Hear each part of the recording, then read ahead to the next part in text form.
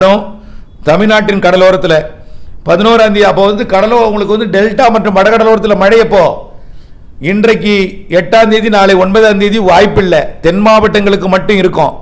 வடகடலோரம் மற்றும் டெல்டா பகுதிகளுக்கு 10ஆம் தேதி தொடங்குது கடலோரத்தில் மதிய மாலையில். அப்படியே 10ஆம் தேதி 11ஆம் தேதி அப்படியே உள்ளே வந்துடும், கொஞ்சம் கொஞ்சமாக உள்ளே வந்துடும் கிழக்கு காற்று. அதனால மழைப்பொழிவு உள்ளே வந்து கொடுக்கும். 12ஆம் தேதி நல்ல மழைப்பொழிவே மாறிடும். 12ஆம் தேதி டெல்டாவிற்கெல்லாம் சற்று கனமழை பொழிவை கொடுக்கும் 12ஆம் தேதி.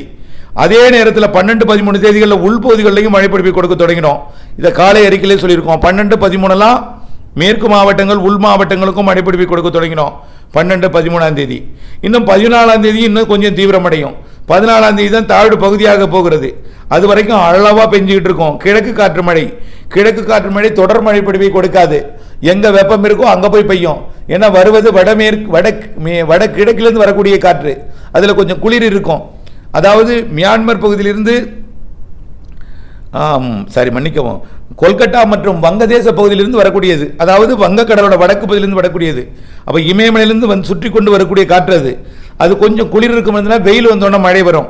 ஆக 10, 11 வெயில் வந்ததும் மதிய மாலையில் ஆங்காங்கே மழை இருக்கும். ஓடும் மேக மழை ஆங்காங்கே கருத்து மழை பொழிவை கொடுக்கும். 10, 11 12ஆம் தேதி நல்ல ஒரு ஸ்ட்ராங்கான மழை பொழிவா வடகிழக்கு பருவமழையாக தொடங்கினோம்.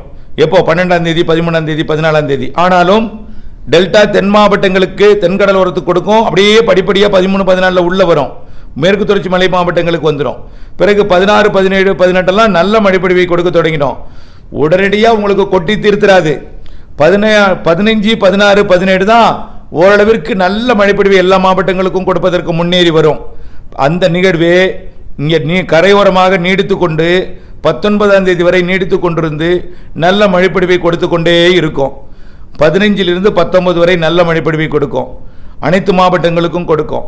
அந்த நிகழ்வே மீண்டும் அந்தமான் பகுதி நிகழ்வோடு போய் இணைந்து 2 நிகழ்வு ஒன்றிணைந்து தீவிரமடைந்து ஒரு காற்றழுத்த தாழ்வு மண்டலம் மற்றும் ஆழ்ந்த காற்றழுத்த தாழ்வு மண்டலமாக தீவிரமடைந்து வரக்கூடிய 22, 23 தேதிகளில் 22ஆம் தேதி 23ஆம் தேதியெல்லாம் ஒரு புயலாகவே மாறிடும். ஒரு வெல்மார்க் லோ பிரஷராக 21ஆம் தேதி, 22 ஒரு டிப்ரெஷனாக மாறிடும், 23 புயலாக மாறிடும், 23ஆம் தேதி கரையை நெருங்கிடும். 23ஆம் தேதி வடகடலோரத்தை கடக்கும் என்று எதிர்பார்க்கப்படுகிறது. நான் டெல்டான்னு சொன்னால் அச்சப்படுவீங்க. நான் அதுக்காக டெல்டாவிற்கு மழை இல்லை நிகழ்வு இல்லைன்னு சொல்லலை. அதனை ஒட்டித்தான் பயணிக்கும். காற்று அச்சப்படுவீங்க அப்படிங்கிறது நான் சொல்லலை. காற்று அச்சம் வேண்டாம். இது நிறைய மழைப்பிடிப்பை தரக்கூடியது. இந்த நிகழ்வு பெரும்பாலும் 8.5 டிகிரி வட அட்சரேகை